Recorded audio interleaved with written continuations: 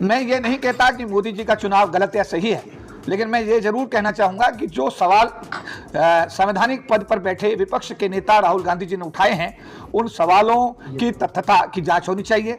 अगर वो सही हैं तो उनको उनमें सुधार होना चाहिए और भविष्य में एक स्वस्थ चुनाव प्रणाली देश में स्थापित। राजा के बारे में अगर पब्लिक ही सवाल करे, देश दो हिस्सों में बटा हुआ है, एक वर्तमान सरकार के पक्ष में, एक वर्तमान सरकार के खिलाफ है। तो जो लोग खिलाफ है उनका भी प्रतिशत बहुत बढ़िया है, क्योंकि 300 एमपी अभी हमने देखा उस दिन लोकसभा के बाहर 300 मेंबर ऑफ पार्लियामेंट अपने आप में आधी लोकसभा पे बात कर रहे हैं, क्या क्या कहना चाहेंगे वोट चोरी के ऊपर? देखिए, राहुल गांधी जी भारत में विपक्ष के नेता हैं और उन्होंने जो भी दस्तावेज प्रस्तुत किए हैं प्रेस कॉन्फ्रेंस के माध्यम से, वो जो निर्वाचन आयोग है उसकी कार्यशैली पर सवाल तो खड़े करते ही। मैं भी भारत का एक नागरिक हूं और भारत का नागरिक होने के नाते मैं भी ये मानता हूं कि जो सवाल राहुल गांधी जी ने वो भी संवैधानिक पद पर है, वो विपक्ष के नेता है और उन्होंने अगर वो सवाल उठाए हैं तो निर्वाचन आयोग को उन सवालों के जवाब बहुत जिम्मेदारी के साथ देने चाहिए, तथ्यों के साथ देने चाहिए, दस्तावेजों के साथ देने चाहिए। और अगर जो राहुल गांधी जी ने उठाए हुए सवाल हैं उनमें सत्यता है तो मैं चाहूँगा कि निर्वाचन आयोग को अपनी कार्यशैली में सुधार करना चाहिए। देश का विश्वास उनको प्राप्त करने के लिए भविष्य में जो भी चुनाव होते हैं उन सभी चुनावों में 100% की पारदर्शिता उनको स्थापित करके एक देश में जो एक सवाल, आज तो पहले ईवीएम के बारे में सवाल था, आज तो चुनाव आयोग के जो तीनों लोग हैं, मुख्य चुनाव आयुक्त और 2 चुनाव आयुक्त, उनके बारे में सवाल उठ गया है कि 2024 का जो लोकसभा चुनाव है उस चुनाव के अंदर वोटर्स का जो लिस्ट है उस लिस्ट में जो भी गड़बड़ी हुई है उसमें निर्वाचन आयोग को उसमें एक पार्टी बनाया गया है। ऐसी स्थिति में मैं निर्वाचन आयोग से ये आशा करता हूं कि निर्वाचन आयोग को यानी कि इलेक्शन कमीशन को अपनी पूरी पारदर्शिता दिखानी चाहिए और जो सवाल राहुल गांधी विपक्ष के नेता ने खड़े किए हैं उनका जिम्मेदारी के साथ जवाब दे करके आने वाले दिनों में चुनाव प्रणाली को पूरी तरीके से पारदर्शी बनाने की उन्हें कोशिश करनी चाहिए। विपक्षी पार्टियां सभी ये कह रही हैं कि ये जो प्रधानमंत्री बने हैं ये चोरी से बने हैं, तो क्या चोरी से कोई प्रधानमंत्री बन सकता है? देखिए, मैं राजनारायण जी का चुनाव इलाहाबाद में इंदिरा गांधी के सामने लड़ा था। ये बात 1997 की है और इलाहाबाद हाई कोर्ट ने जब डिसीजन दिया तो इंदिरा गांधी जी के चुनाव को निरस्त किया गया था और उसके बाद देश में इमरजेंसी लागू हुई थी। पूरी दुनिया, पूरे देश ने देखा। मैं ये नहीं कहता कि मोदी जी का चुनाव गलत या सही है, लेकिन मैं ये जरूर कहना चाहूँगा कि जो सवाल संवैधानिक पद पर बैठे विपक्ष के नेता राहुल गांधी जी ने उठाए हैं उन सवालों की तथ्यता की जांच होनी चाहिए।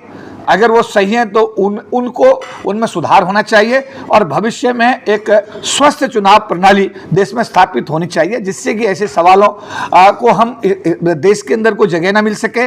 इससे जो, क्योंकि ये बाबा साहब अम्बेडकर के बनाए हुए संविधान और संविधान के द्वारा दिया गया राइट ऑफ वोट, जो रानी और बांदी का वोट बिल्कुल बराबर है, उस वोट पर भी सवाल खड़ा कर रहा है कि जो वोटर लिस्ट में है ही नहीं या एक वोटर कई बार वोट डाल रहा है। ये सारी चीजें संवैधानिक जो हमारा ढांचा है उस पर सवाल खड़ा करती हैं। इसलिए भारत के संविधान में प्रदत्त प्रावधानों को ध्यान में रखते हुए हमारे चुनाव आयोग को इन सभी मुद्दों पर गंभीरता से विचार करना चाहिए और जो संवैधानिक पद पर बैठे हुए विपक्ष के नेता राहुल गांधी जी ने सवाल उठाए हैं उन सभी सवालों का संवैधानिक दायरे में चुनाव आयोग को जवाब दे करके इसका एक समाधान करना चाहिए। इलेक्शन कमीशन ने ये कहा है एक प्रेस कॉन्फ्रेंस के द्वारा कि जो राहुल गांधी ने सब मुद्दे उठाए हैं वो उसमें कितना सत्य है उसका प्रूफ दे, अन्यथा नहीं तो वो माफी मांगे इलेक्शन कमीशन से। देखिए, अनुराग ठाकुर जी ने भी वही सवाल उठाए हैं जो राहुल गांधी जी ने उठाए, पूरे देश ने देखा है। अनुराग ठाकुर जी ने भी सवाल उठाए हैं। मैंने मोदी जी का एक इंटरव्यू देखा, मुख्यमंत्री गुजरात के रूप में, उन्होंने भी चुनाव आयोग पर सवाल उठाए। मैंने तो हलफनामे का कोई प्रावधान कभी देखा नहीं और अगर चुनाव आयोग हलफनामा मांगना जरूरी समझता है तो उनको अनुराग ठाकुर जी से भी बिना, मैं कहूँगा, निष्पक्षता बरतते हुए उनको अनुराग ठाकुर से भी, क्योंकि जो सवाल राहुल गांधी के वही सवाल अनुराग ठाकुर के, उन्होंने एज ए होल सवाल उठाए हैं।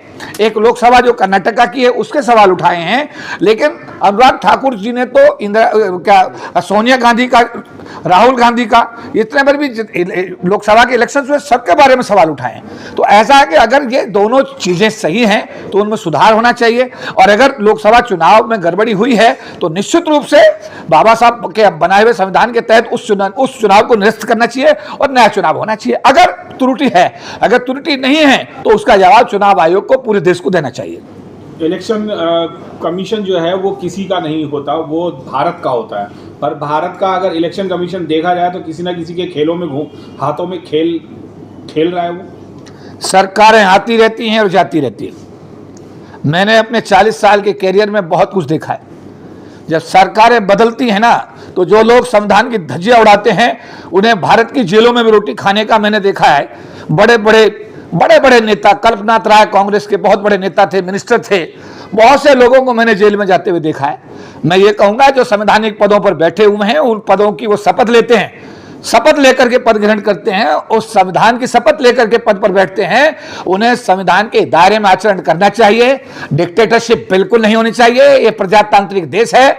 इस देश में 1/4 आबादी अनुसूचित जाति जनजाति समाज के लोगों की भी है। करीब 25 करोड़ लोग अनुसूचित जाति जनजाति समाज के इस देश में रहते हैं। समझ बात आप, 20 करोड़ शेड्यूल कास्ट और 13.5 करोड़ के आसपास शेड्यूल ट्राइब। तो ये एक बहुत बड़ी आबादी है। अगर मैं ये कहूंगा कि ये हमारे साथ तो रोज अन्याय हो रहा है, रोज अत्याचार हो रहा है हमारे साथ, तो आज की डेट में अत्याचार करके लोग वीडियो बना रहे हैं, वीडियो सोशल मीडिया में डाले। क्यों? क्योंकि देश के अंदर जो एडमिनिस्ट्रेटिव जो ढांचा है वो ढांचा शेड्यूल कास्ट शेड्यूल ट्राइब के लोगों को कभी उसने सपोर्ट नहीं किया, लेकिन अब तो खुला नाच हो रहा है। तो ऐसी स्थिति में मैं फिर कहूंगा जो लोग संविधान की शपथ लेकर के संवैधानिक पदों पर बैठे हैं, मेरा उनसे विनम्र निवेदन है जी, संविधान की मर्यादा को मेंटेन करिए। चाहे आप मुख्य चुनाव आयुक्त हैं, चाहे प्रधानमंत्री हैं, चाहे राष्ट्रपति हैं, चाहे आप आईएएस बन करके, क्योंकि एक आईएएस बनने से पहले संविधान की शपथ उसको दिलाई जाती है जब वो कलेक्टर बनता है। तो ये जो लोग धज्जियां संविधान की उड़ाई जा रही हैं, ये किसी के हक में हो पर भारत राष्ट्र के हक में नहीं है। अगर ये भारत राष्ट्र के हक में नहीं है तो ये भारत के लिए एक बहुत बड़ी चुनौती बन सकते हैं। ऐसी स्थिति में मेरा आपके टीवी चैनलों के माध्यम से उन सभी लोगों से निवेदन है कि आपका सौभाग्य है कि संविधान के आप जो प्रावधान है उसके तहत आपको भारत की सरकार में एक जिम्मेदारी मिली है, चाहे वो राष्ट्रपति की हो, चाहे प्रधानमंत्री की हो, चाहे डिस्ट्रिक्ट कलेक्टर की हो, चाहे चीफ मिनिस्टर की हो, चाहे गवर्नर की हो। अरे भाइयों, आपका सौभाग्य है कि आप इन पदों पर हो। अपने पदों के साथ न्याय करिए, अपने पद की गरिमा मेंटेन करिए, संविधान की गरिमा को मेंटेन करिए, और ये भेदभाव का जो वातावरण है इससे अपने आप को दूर रखिए। अगर ऐसा करते हैं तो आपका एक इतिहास बनेगा और इतिहास हमेशा आपको याद करेगा अच्छे रूप में। 2027 का जो इलेक्शन आ रहा है उसमें क्या ईवीएम आएगा या फिर अगर मैं मुख्य चुनाव आयुक्त होता या इस देश का प्रधानमंत्री होता तो मैं कहता मेरे देश में इस मशीन पर सवाल उठ रहे हैं, जबकि मैं देश का समर्थन मेरे साथ है, तो मैं कहता नो, मैं बैलेट पेपर से चुनाव कराऊंगा। क्योंकि राजा के बारे में अगर पब्लिक ही सवाल करे, देश दो हिस्सों में बटा हुआ है, एक वर्तमान सरकार के पक्ष में, एक वर्तमान सरकार के खिलाफ है। तो जो लोग खिलाफ हैं उनका भी प्रतिशत बहुत बढ़िया है, क्योंकि 300 एमपी अभी हमने देखा उस दिन लोकसभा के बाहर 300 मेंबर ऑफ पार्लियामेंट अपने आप में आधी लोकसभा होती है। अगर आधा आधा है और एक वर्ग भारत का कह रहा है कि ये जो मशीन से चुनाव हो रहा है ये गलत है, इसमें बेईमानी है, तो अगर मैं देश का शासन अध्यक्ष होता तो मैं कहता नो, मैं अपने भारत देश के लोगों की भावनाओं का आदर करते हुए मैं चुनाव जो है मशीन से नहीं कराऊंगा, मैं बैलेट पेपर से कराऊंगा, और अपने कार्यों के आधार पर, अपने कार्यों की अपनी स्वीकारता के आधार पर मैं बैलेट पेपर से जीतकर दूसरी बार इस देश का शासन अध्यक्ष बनूंगा।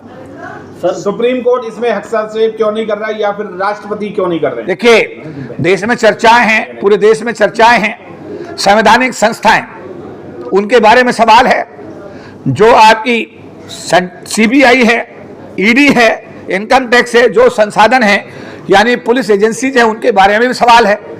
सवाल सब जगह खड़ा हो रहा है। सुप्रीम कोर्ट के बारे में भी सवाल यह है कि जो सुप्रीम कोर्ट का जज रिटायर होता है अगले दिन वो कहीं का गवर्नर बन जाता है और राज्यसभा का एमपी बन जाता है। उसके निर्णय अगर देखते हैं तो कल उसका निर्णय कुछ और होता है और उसके बाद उसका निर्णय कुछ और होता है। तो सवालिया निशान हर स्तर पर है।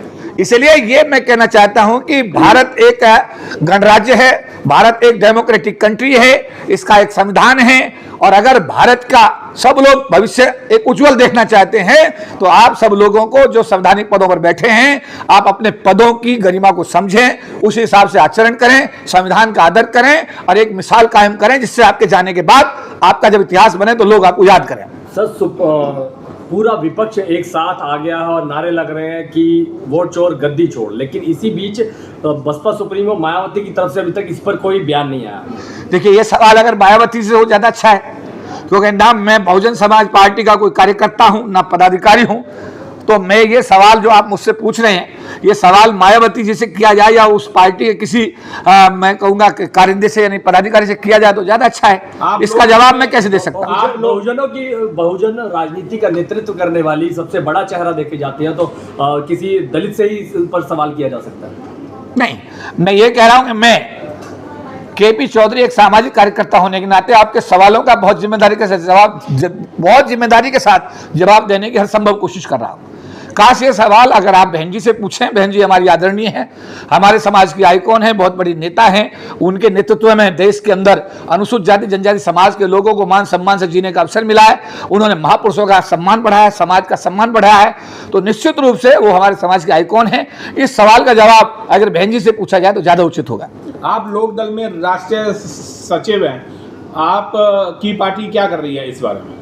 देखिए, मैं ये साक्षात्कार दे रहा हूं, ये एक समाज का कार्यकर्ता होने के नाते, मैं अनुसूचित जाति जनजाति संगठनों का अखिल भारतीय महासचिव होने के नाते, या बाबा साहब अम्बेडकर द्वारा बनाए गए समता सैनिक दल का एक कार्यकर्ता होने के नाते, या अंतर्राष्ट्रीय स्तर पर जो अलायंस है उसका एक अंतर्राष्ट्रीय प्रतिनिधि होने की हैसियत से मैं आपको ये जवाब दे रहा हूँ। ये अगर सवाल आपका पार्टी का, मैं कोई अधिकृत अधिवक्ता मतलब प्रवक्ता नहीं हूँ, इस सवाल का जवाब अगर चाहिए तो आपको हमारी पार्टी के मुख्यालय पर जो अधिकृत हमारे प्रवक्ता हैं उनसे बात करनी चाहिए। पार्टी का पक्ष वही क्लियर करेंगे, मैं पार्टी का पक्ष मतलब आपके सम्मुख रखने के लिए अधिकृत नहीं हूं।